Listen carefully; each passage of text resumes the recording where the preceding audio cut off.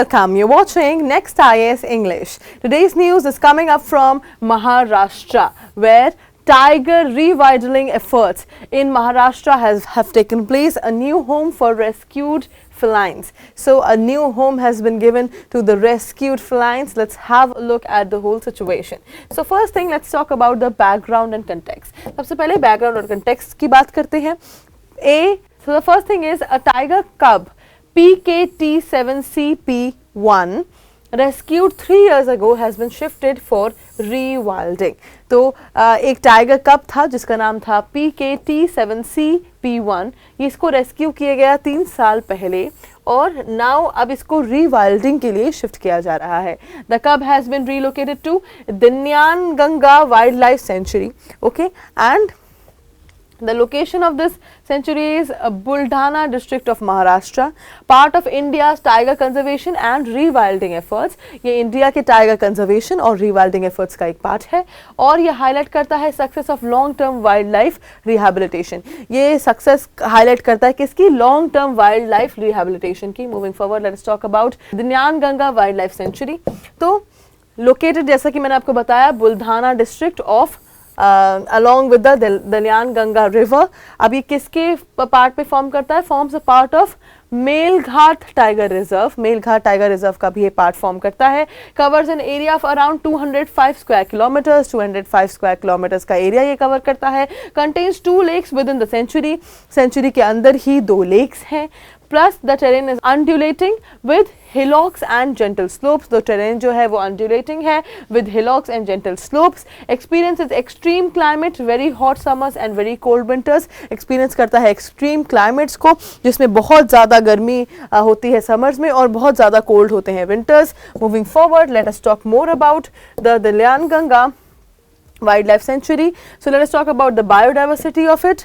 So यहाँ पे क्या कौन कौन से फ्लोरा हैं, चलिए ये बात कर लेते हैं. चलिए जान लेते हैं कौन कौन से फ्लोरा यहाँ पे मिलते हैं. Dominated by southern tropical dry deciduous forest. तो ये एरिया मेजरली डोमिनेटेड है किससे?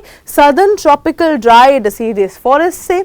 और यहाँ पे जो मेजर ट्री के स्पीशीज हैं वो हैं टीक और अंजन.